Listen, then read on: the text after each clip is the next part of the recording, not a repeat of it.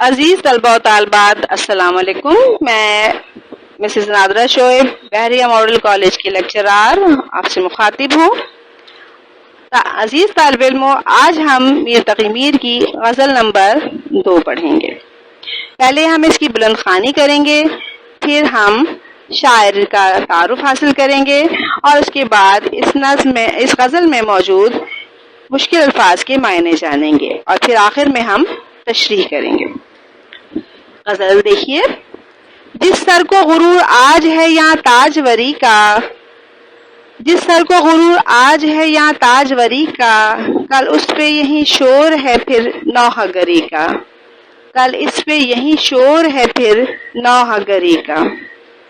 آفاق کی منزل سے گیا کون سلامت، آفاق کی منزل سے گیا کون سلامت، اسباب لٹا راہ میں یا ہر سفری کا، اسباب لٹا راہ میں یا ہر سفری کا. اور زندہ میں بھی شورش نہ گئی اپنے جنوں کی، زندہ میں بھی شورش نہ گئی اپنے جنوں کی، اب سنگ مداوا ہے اس آشفتہ سری کا، اب سنگ مداوا ہے اس آشفتہ سری کا. ہر زخم میں جگر داور محشر ہے ہمارا، ہر زخم جگر داور محشر ہے ہمارا، انصاف طلب ہے تیری بیداد گری کا، انصاف طلب ہے تیری بیداد گری کا. لے سانس بھی آہستہ کے نازک ہے بہت کام، لے سانس بھی آہستہ کے نازک ہے بہت کام، آفاق کی اس کارگہ شیشہ گری کا، آفاق کی اس کارگہ شیشہ گری کا. تکمیر جگر سوختہ کی جلد خبر لے، تکمیر جگر سوختہ کی جلد خبر لے، کیا یار بھروسہ ہے چراغ سحری کا، کیا یار بھروسہ ہے چراغ سحری کا. اور جس سر کو غرور آج ہے یا تاجوری کا، کل اس پہ یہی شور ہے پھر نوحہ گری کا. یہ غزل سنیے آپ نے. اب ہم اس کے مشکل الفاظ کے معنی جانیں گے اور اس کے ساتھ ساتھ میر تقی میر کا تعارف بھی حاصل کریں گے. میر تقی میر کی غزل نمبر 2 میں جو نئے اور مشکل الفاظ ہیں ان کے معنی جانتے ہیں. پہلا لفظ ہے تاجوری. تاجواری یعنی تاجداری، بادشاہت کا غرور. اگلا لفظ ہے ہمارا نوحہ گری، رونا پیٹنا افسوس کرنا. آفاق افق کی جمع ہے جس سے مراد آسمان کے ہیں. زندہ قید خانہ یا جیل. شورش ہنگامہ بغاوت. سنگ پتھر کو کہتے ہیں. چراغ سحری صبح کے وقت کا چراغ یعنی بجھنے کے قریب. تک ذرا. آشفتہ سری جنون یا پاگل پن. داور محشر روز حشر. بیداد گری ظلم و ستم. کارگہ کام کرنے کی جگہ یا کارخانہ. سفری سفر کرنے والا. جگر سوختہ جلا ہوا جگر. مداوا علاج کو کہتے ہیں. طالب علموں، یہ میر تقی میر کی غزل نمبر 2 کے مشکل الفاظ اور ان کے معنی ہیں. عزیز طالب علموں، اب ہم اپنی غزل نمبر 2 کے اشعار کی تشریح کا آغاز کرتے ہیں. میر تقی میر کی غزل نمبر 2 کا پہلا شعر ہے: جس سر کو غرور آج ہے یہاں تاجوری کا، کل اس پہ یہی شور ہے پھر نوحہ گری کا. میر تقی میر کی غزل کا یہ شعر دنیا کے بے ثباتی، اس کے فانی ہونے اور ہونے کو ظاہر کرتا ہے. میر کہتے ہیں کہ جس شخص کو اپنے بادشاہ ہونے کا غرور ہوتا ہے اسے یاد رکھنا چاہیے کہ یہ بادشاہت، یہ وقار، یہ مقام ہمیشہ نہیں رہے گا۔ ایک دن موت کا پروانہ آئے گا اور اسے یہ تخت اور تاج چھوڑ کر دنیا سے گزر جانا ہوگا، اور اس کے لواحقین اور فائدہ اٹھانے والے روتے اور پیٹتے رہ جائیں گے۔ طالب علموں، یہ بات حقائق کے عین مطابق ہے، کیونکہ دنیا کی زندگی چند روزہ ہے۔ اس پر غرور کیا۔ یہ دنیا کی بے ثباتی ہے جسے قرآن مجید میں کئی جگہ بیان کیا گیا۔ کہا گیا کہ دنیا کا مال بہت کم قیمت ہے اور آخرت خیر اور ہمیشہ باقی رہنے والی ہے۔ یہ خیال اور نکتہ ہمیشہ سے صوفیاء کرام اور اولیاء اللہ کا موضوع رہا ہے۔ اردو کے شعراء کرام نے بھی تصوف کے پیرائی میں اپنے کلام میں اس نکتے کو بہت زیادہ بیان کیا گیا ہے۔ اردو کے غزل گو شعراء کا گویا ایک محبوب موضوع رہا ہے، جس میں صوفی ہونے یا نہ ہونے کی کوئی قید نہیں ہے۔ ہر شاعر اپنے انداز میں دنیا کے فانی ہونے اور آخرت کے سچ اور حق ہونے کا ذکر کرتا ہے۔ یہاں میر نے بھی ہمیں بتایا ہے کہ دنیا کے تخت و تاج اور مال، دنیا کا غرور بہت جلد مٹ جاتا ہے۔ انسان دنیا سے چلا جاتا ہے اور اس کے پیچھے رہنے والے روتے اور پیٹتے رہتے ہیں، اور پھر بالآخر ایک روز ان کا غم بھی ہلکا ہو جاتا ہے اور وہ دنیا سے چلے جاتے ہیں۔ تو اے انسان، ایسے فانی اور مٹ جانے والی بادشاہت کے غرور میں مبتلا ہونے کا کیا مقصد اور کیا معنی؟ شعر کا غزل نمبر 2 کا شعر نمبر 2 ہے: آفاق کی منزل سے گیا کون سلامت، آفاق کی منزل سے گیا کون سلامت، اسباب لٹا راہ میں یا ہر سفری کا۔ میر تقی میر کا یہ شعر بھی آپ کے پہلے شعر سے منسلک دکھائی دیتا ہے، دونوں میں ایک جیسے پیغام موجود ہے۔ شعر نمبر 1 میں بھی آپ نے دنیا کے بے ثبات اور فانی ہونے کا ذکر کیا ہے، اور یہاں بھی وہ اس خیال کو بیان کرتے ہوئے یوں گویا ہوتے ہیں کہ اس دنیا کی منزل سے گزرنے والا کوئی مسافر یعنی ہر شخص اپنے آپ کو سلامت نہیں لے جا سکتا۔ شاعر نے اس دنیا کو ایک راستہ قرار دیا ہے، اور راستے میں سفر کے لیے کتنا ہی سامان لیا جائے کم پڑ جاتا ہے۔ میر تقی میر کہتے ہیں کہ یہ دنیا ایک ایسا راستہ ہے، ایک ایسا سفر ہے جس میں کوئی بھی شخص، اس کے پاس چاہے کتنا ہی ساز و سامان، محل، جائیداد، زمین یا مکان ہو، سب لوٹ لیا جاتا ہے اور اسے بالآخر خالی ہاتھ دنیا سے جانا ہوتا ہے۔ اس کی مثال ہم یوں لیں کہ دوران سفر ہم کچھ سامان لے کر چلیں اور راستے میں کوئی ہمیں لوٹ لے، تو جب ہم منزل پر پہنچیں تو ہم خالی ہاتھ اور کنگال ہوں۔ دنیا کے فانی ہونے کے لیے یہ ایک نہایت مناسب تشریح ہے۔ اب دیکھیں کہ مرنا والا بھی اپنا سب کچھ چھوڑ کر خالی ہاتھ یہاں سے جاتا ہے، تو جب ہمیں معلوم ہے کہ یہاں کا قیام عارضی ہے تو زیادہ سامان و ساز جمع کرنے کا کیا فائدہ؟ یہ موضوع بھی شعراء کا ایک محبوب موضوع رہا ہے۔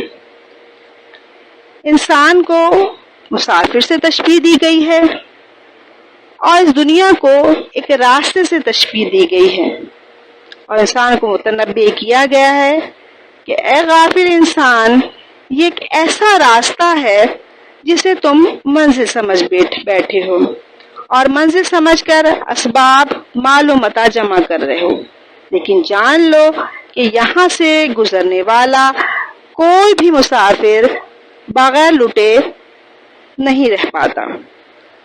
تم دیکھتے ہو کہ مرنے والا بڑی بڑی زمینیں، جائیدادیں، مال و دولت چھوڑ کر 2 کپڑوں میں 2 گز زمین میں دفن ہو جاتا ہے۔ عزیز طالب علموں، اب ہم شعر نمبر 3 کی تشریح پر آتے ہیں۔ شعر نمبر 3 یہ ہے: زندہ میں بھی شورش نہ گئی اپنے جنوں کی، اب سنگ مداوا ہے اس آشفتہ سری کا۔ یہ عشق مجازی کا شعر ہے جس میں میر تقی میر جذبہ عشق کی جاویدانی بیان کرتے ہوئے کہتے ہیں کہ محبت کوئی عارضی حالت کا نام نہیں ہے جو ڈرانے، دھمکانے یا قید و بند کی صعوبتوں سے ختم ہو جائے۔ اس کا علاج پابندیاں اور سختیاں نہیں بلکہ صرف پتھر ہے، یعنی محبت کرنے والے کو سنگ باری کر کے ختم کر دیا جائے، لیکن سختیوں میں رکھ کر اس کے جذبے کو ختم نہیں کیا جا سکتا۔ یہ حقیقت ظلم کرنے والوں کے لیے بیان کی گئی ہے کہ وہ ظلم و جور سے باز آ جائیں۔ محبت چاہے مجازی ہو یا حقیقی، لوگ رکاوٹیں ڈالتے ہی ہیں۔ مجازی میں دنیا والے اس طرح رکاوٹ ڈالتے ہیں کہ محبوب سے ملنے نہیں دیتے، اگر عشق حقیقی ہو تو وہ لوگ جو عشق حقیقی کی رنگ اور روح کو نہیں جانتے وہ بھی محبوب سے ملنے میں رکاوٹ ڈال دیں۔ تو یہاں پر میر تقی میر ان لوگوں کے لیے پیغام دیتے ہیں کہ اگر تم مجھے زندان میں قید کر دو گے، مجھے پابند سلاسل کر دو گے، تو میرے جنون یا دیوانگی میں کوئی فرق نہیں آنے والا۔ ہاں، میں تمہیں اس کا ایک حل خود بتاتا ہوں، اور وہ یہ ہے کہ تم مجھ پر سنگ باری کرو یہاں تک کہ میں اس دنیا سے رخصت ہو جاؤں۔ یہاں میر تقی میر اپنے عشق کی صداقت اور محبت کی طاقت کو بیان کر رہے ہیں کہ مجھ پر یا محبت کرنے والوں پر کوئی بھی رکاوٹ اثر انداز نہیں ہوتی، انہیں آپ کسی بھی طرح ڈرا یا دھمکا کر محبت کرنے سے روک نہیں سکتے۔ شاعر کہتا ہے کہ عشق کا علاج زندگی میں ممکن نہیں، موت ہی اس کا علاج۔ شعر نمبر 4 ہے: ہر زخم جگر داور محشر ہے ہمارا، ہر زخم جگر داور محشر ہے ہمارا، انصاف طلب ہے تیری بیداد گری کا۔ ہر زخم جگر داور محشر ہے ہمارا، انصاف طلب ہے تیری بیداد گری کا۔ میر تقی میر کا یہ شعر بڑا ہی دلچسپ ہے، جس میں وہ لوگوں کو اللہ کے غضب سے ڈراتے ہیں۔ وہ کہتے ہیں کہ جو لوگ دنیا میں انسانوں کو ستاتے ہیں اور بے گناہوں کے زخم لگاتے ہیں یا اپنی دکھ پہنچانے والی باتوں سے دلوں کو فگار کرتے ہیں، انہیں یاد رکھنا چاہیے کہ روز قیامت مظلوم اللہ کے حضور اپنے زخم لے کر پیش ہوں گے۔ ان کے زخم اس بات کا ثبوت ہوں گے کہ ان پر ظلم کیا گیا، اور داور محشر یعنی قیامت کے دن صاف کرنے والا اللہ تعالیٰ انہیں اس کا انصاف دے گا، یعنی ظالم کو سزا دی جائے گی۔ یوں تو ہر ظالم کے لیے تنبیہ ہے کہ وہ خدا سے ڈرے اور اپنی زیادتی سے باز آئے، لیکن در پردہ شاعر اپنے محبوب کو قیامت کی یاد دلا کر اس کی غفلت اور بے نیازی کی طرف توجہ دلا رہے ہیں۔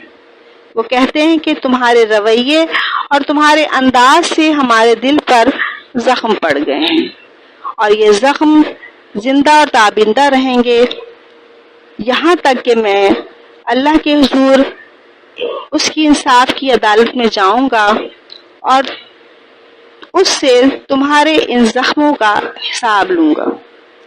شاعر کی طرف لطف و کرم سے توجہ نہ دینے کی وجہ سے محبوب کو متنبہ کیا جا رہا ہے کہ تم اپنی اس عادت کو تبدیل کر لو، ورنہ روز محشر اس ظلم اور ستم کا تمہیں حساب دینا ہوگا۔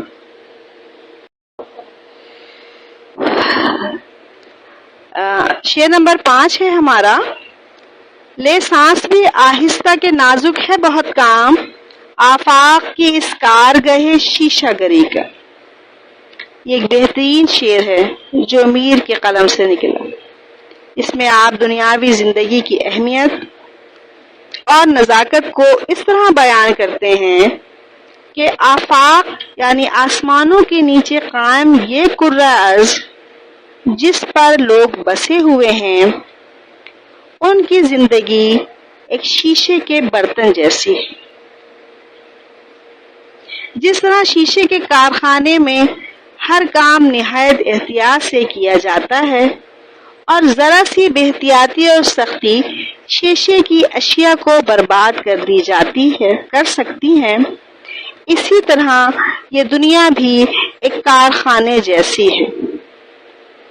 یہاں پر بہت احتیاط لازم ہے، کیونکہ ذرا سی بے احتیاطی انسان کی پیدائش کے مقصد کو ختم کر دے گی۔ یہاں شاعر شیشہ گری کی کارگاہ سے لوگوں پر یہ واضح کرنا چاہتے ہیں کہ لاپرواہی اور غفلت سے زندگی نہ گزری جائے، بلکہ ایک ایک لمحہ، ایک ایک سانس کی قدر کرتے ہوئے زندگی کے اصل مقصد یعنی رضا الہی کے لیے نیک اعمال میں مصروف رہا جائے، ورنہ پچھتانے کا بھی موقع نہ ملے گا۔ آہستہ سانس لینے سے مراد یہ ہے کہ دنیا میں نہایت ہی احتیاط کے ساتھ برے راستوں کو چھوڑ کر نیک راستوں پر چلا جائے، کیونکہ یہ راستے ذرا سی بے احتیاطی سے انسان کو نقصان پہنچا سکتے ہیں۔ یہاں میر تقی میر کی شیشہ گری کی مثال نہایت ہی خوبصورت انداز میں ہمیں سمجھاتی ہے کہ جس طرح شیشے کے کارخانے میں ہر چیز احتیاط کی متقاضی ہوتی ہے، اسی طرح یہ دنیا بھی گویا ایک شیشے کا کارخانہ ہے۔ یہاں زندگی گزارنے میں احتیاط لازم ہے۔ میر تقی میر کی غزل کا آخری شعر پڑھتے ہیں ہم۔ تک میر جگر سوختہ کی جلد خبر لے، تک میر جگر سوختہ کی جلد خبر لے، کیا یار بھروسہ ہے چراغ سحری کا، اور کیا یار بھروسہ ہے چراغ سحری کا۔ غزل کے مقطع میں میر کہتے ہیں کہ اے محبوب، شاعر کی یعنی میر کی جلد خبر لے، اس کی طرف توجہ دے، اسے سنبھال لے، اس کا علاج کر، کیونکہ تیری بے اعتنائیوں کی وجہ سے اس کا جگر جل کر خاک ہو چکا ہے۔ اب اس کی حالت ایسی ہے گویا صبح کے وقت کا چراغ ہو جو رات بھر چلنے کے بعد بجھ جاتا ہے، کیونکہ اس کا ایندھن یعنی تیل ختم ہو جاتا ہے یا صبح ہونے پر اسے بجھا دیا جاتا ہے۔ میر تقی میر نے چراغ سحری کی نہایت ہی حسین مثال دے کر گویا اس شعر کو زندہ و جاوید کر دیا ہے۔ صبح کے چراغ کی تشبیہ ایک انتہائی بیمار آدمی کے لیے نہایت مناسب اور فطری ہے، کیونکہ جس طرح چراغ رات بھر جلنے کے بعد بالآخر بجھ جاتا ہے یا بجھا دیا جاتا ہے، اسی طرح بیمار یہ دل میں مبتلا شخص محبوب کے نظر کرم کے انتظار میں رات بھر جلتا ہے، اور جب اسے اس کی مرضی کا جواب نہیں ملتا تو وہ ختم ہو جاتا ہے۔ یہاں میر تقی میر نے اپنے محبوب کو مخاطب کیا، اپنے یاروں کو مخاطب کیا اور کہا کہ میر کی جلد از جلد خبر لو، کیونکہ اس کا جگر جل کر خاک ہو چکا ہے، وہ چراغ سحری جیسا ہے، اگر تم نے اس کی اب خبر نہ لی تو کب خبر لو گے، کیونکہ وہ چند ہی لمحوں کا مہمان ہے۔ یہ تھا ہماری غزل کا آخری شعر، اس کے ساتھ ہی ہماری غزل کی تشریح مکمل ہوئی۔